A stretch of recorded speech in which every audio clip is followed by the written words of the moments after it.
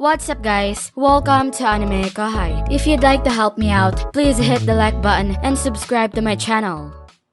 And interestingly enough, our agreement states that both he and I receive an equal share of the profits. Although it's not a formal contract on paper, Sir Rimuru is fully committed to honoring this agreement. As a result, I have ample motivation to meet Sir Rimuru's expectations, and I excel at my responsibilities. Consequently, I receive a significant monthly income of around 100 gold coins from all the storefronts I'm involved with. Granted, there was a substantial upfront investment, so my overall profits aren't extraordinarily high yet. However, both Sir Rimuru and I are confident that they will continue to grow in the future. Our current locations are expanding their reach, and we have received requests for additional branches from various countries. We are also planning to introduce a wider variety of restaurants, thanks to the multitude of dishes and cuisines that Sir Rimuru has entrusted Gobichi to create. As an added benefit, I have the privilege of sampling these delicacies firsthand. Overall, it's an investment opportunity that I simply cannot turn down.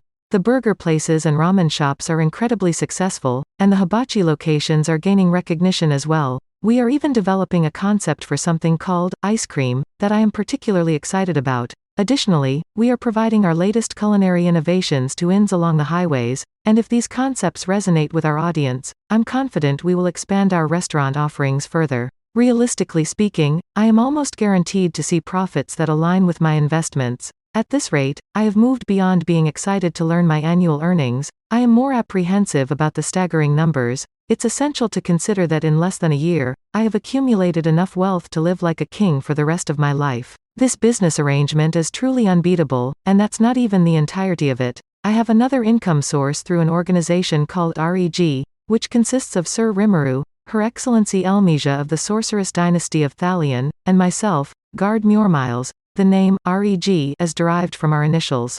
Elmesia, the Heavenly Emperor, is an extraordinary being, unlike myself, that's for sure. It's widely known that gaining an audience with the nobility of the most powerful nations can take several years, if it happens at all. When it comes to royalty, you might never receive an audience, regardless of your efforts. It simply boils down to their immense power. Thalion, reputed to be as powerful as all the Western nations combined, has been supporting Tempest since its inception, allowing us to bask in the radiant presence of Emperor Elmesia for a considerable period. I've heard that Elmesia is revered as a deity in her homeland, and given that Sir Rimuru has become her drinking partner, one can only imagine the strength of his leadership. As for why I'm part of this intimate group of individuals who enjoy alcoholic beverages together, I honestly can't recall at this point. However, thanks to that, here I am, sharing moments with the Heavenly Emperor and even addressing her as Big Mama, although the specific reasons for that elude me. People have taken to calling us the Three Pranksters and similar names, but the true nature of REG's involvement remains a well-guarded secret. It is among the highest level of classified information, known to only a select few. Within Tempest, those individuals are Benimaru, Soe, and no one else, just the two of them. Soe has been lending us personnel and support for our projects, so it would be unfair to keep him in the dark. On the other hand, Benimaru was introduced to us by Sir Rimuru. I vividly remember the conversation. Hey, you plan on getting married someday, right? Well, I hadn't really thought about it. If you ever do, you should save up a little nest egg, you know, some discretionary funds you can keep hidden from your wife, so you can enjoy yourself. Oh, no, my lord, I'm already well compensated. Don't play dumb. You should set aside at least your official annual salary, or else you'll struggle to keep up with your male friends when it comes to drinking outings. I will, sir? Oh, absolutely. A man must be resourceful like that. I'm not entirely certain if Sir Rimuru was offering him the most sensible advice, but it wasn't my place to intervene. I simply let it pass, recognizing that it would be wisest to stay out of it. Besides, I knew that Benimaru, as our highest-ranking general and effectively Tempest's Minister of War, earns the same salary as I do. It would take quite a fondness for alcohol to spend 600 gold coins in a year on bar tabs. Moving on, it's interesting to note that Sir Rimuru appears somewhat fearful of Lady Shuna discovering our REG plans. I believe he recruited her brother, Benimaru, partly to act as a protector and ensure our secrets remain hidden. Regardless, we have the assistance of Benimaru and the support of Soe, who provide us with personnel. These individuals serve as our operatives, executing the plans of REG, our clandestine group. The specific plans were devised by Sir Rimuru, and I must say, he displayed remarkable insight. The core idea is to establish a three-way deadlock. We maintain complete control over REG, an underground organization unafraid to engage in unsavory or violent activities. Simultaneously, we create a couple of clean companies that compete openly in the public sphere. If we were to build a single large corporation, it would eventually succumb to internal decay.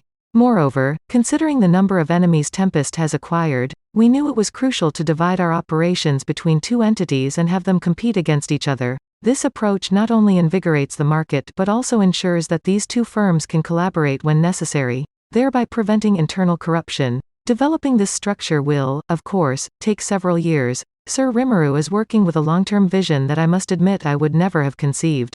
My role, in particular, was to establish one of these public companies. Meanwhile, Big Mama was constructing her own firm, primarily consisting of former Razo family employees from the Kingdom of Doran. This endeavor resulted in the formation of the Western General Trade Company, a group openly hostile toward Tempest. To compete with them, I was busy establishing the Four Nations Trade Alliance and needed to get it up and running quickly. Originally, as planned, the FNTA served as the parent organization overseeing prominent figures in Tempest, Bloomend, Farminus, and the Dwarven Kingdom. The merchants I recruited after the Founders Festival acted as my ground team. We aimed to isolate them from their customer base, alienate them from their home nations, and strip them of their support staff. Then, we would extend a helping hand and offer them employment, saying, "Work for me, and I guarantee you'll have a place to live." Few were foolish enough to decline such an offer. How could they? We ensured that newspapers worldwide extensively covered our activities, making us widely known, even infamous. Few respectable individuals would trust an organization like ours, so we positioned ourselves as their last resort, in a sense. The journalists proved to be incredibly effective in aiding our cause, and it goes without saying that Sir Rimuru and Diablo's manipulation of them was rather unsettling. Thanks to their efforts, my work proceeded remarkably smoothly. While some individuals did catch on to our intentions, I suspect the majority of people did as well. However, we wouldn't have been able to recruit anyone of value if we hadn't taken this approach.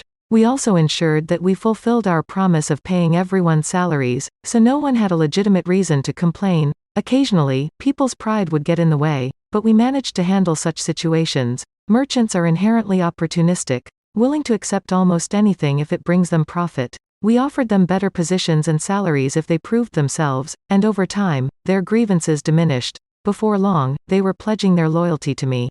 Among this group of employees was Bach, my former head clerk. He diligently repaid his debt to me while growing into an exceptional manager. In exchange for canceling his remaining balance, I recruited him for this work. He always felt indebted to me, so to speak, and he surpassed my expectations in his current role. We discovered talented recruits in various other places as well. When Fuse explained our plans to the King of Bloomend, he promptly gathered his most trusted ministers and began training individuals for the future. The Dwarven Kingdom also sent us a number of skilled bureaucrats. Given their long lifespans, it's nearly impossible to receive a promotion unless the person above you vacates their position. Those astute enough to recognize the opportunity we presented were practically lining up to join us. Ambition of that kind is truly valuable. I heard that Big Mama's Western General Trade Company also attracted several long-lived elves. While we had dwarven staff supporting us, the elves would certainly pose stiff competition for them. As for Farminus, establishing a branch there required our intervention. The Free Guild also assisted us, although their primary concern was maintaining stability in the kingdom. However, we anticipated these challenges and adopted a long-term perspective for the region. That's why we temporarily provided support, hoping that they would train their personnel for the future.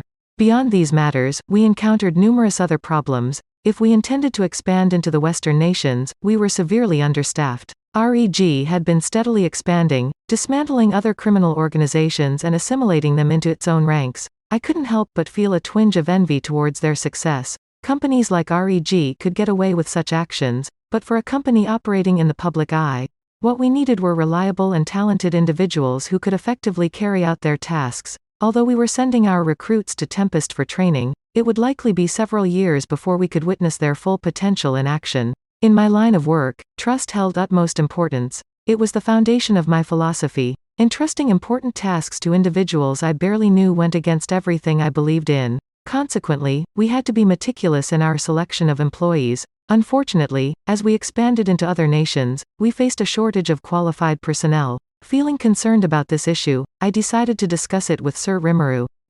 That is indeed a problem. After all, the staff in my country consists of monsters. Not all humans would be comfortable seeing them around. No, They wouldn't, despite the immense talent possessed by many of these monsters. I believe they will gradually gain acceptance as people work alongside them. However, I fear that now may not be the right time to force the issue.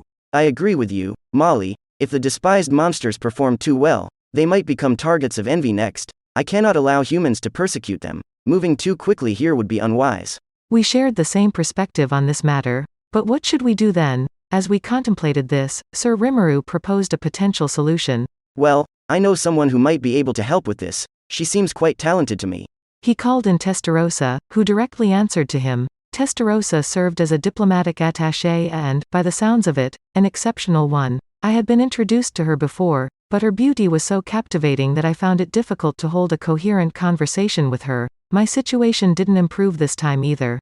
You summoned me, Sir Rimuru. That gentle and affectionate smile on her incredibly beautiful face left me speechless. The captivating aura surrounding her presence instantly silenced me. I sat there, mouth agape, as Sir Rimuru and Testarossa began their discussion. So, we're facing a significant staff shortage. Sir Rimuru explained. I understand. Perhaps I can assist you with that. I can assign some of my own subordinates to support you. Oh, you can? I would greatly appreciate that. Just remember, this is a confidential operation, so please don't disclose it to anyone else. I see. A secret between you and me, Sir Rimuru. I promise not to breathe a word of it to anyone, and neither will my subordinates. If any one of them were to leak it. A low snicker escaped Testarossa's lips, and with just one glimpse of her grin, I knew without a doubt that our secret was secure. With that settled, Testarossa turned her smile towards me. Sir Guard, I will instruct them to dutifully follow any orders you give. Her voice, like heavenly trumpets, traveled through my mind. Testarossa, the Testarossa, was addressing me by name. Thank you very much. I couldn't help but blurt out. With the support of Testarossa, things started progressing at an alarmingly rapid pace. In a matter of months, we had established 4 nations trade alliance branches in every member nation of the Council. While some of these branches were relatively small, with perhaps a maximum of 10 employees, it would suffice for the time being. This alone was a tremendous surprise, but soon I faced an even more astonishing event. It turned out that, somewhere along the way, I had been chosen as the director of the FNTA. That's it for this video, guys. Thank you for always watching my videos and supporting my channel. A big thanks to the AnimeKouhai patrons who made this video possible. Zach Rosen, Jerry Sladek, Alfonso Smith, D-Man, Ruben, Yuki Iki, Gray, Chris Jr., Isaac, Koala King 93, Paul DeGrassi, Little 95, Quilly Buckner, Thanacorn Lee Sawat. Thank you so much for helping out. I'll see you guys in the next video.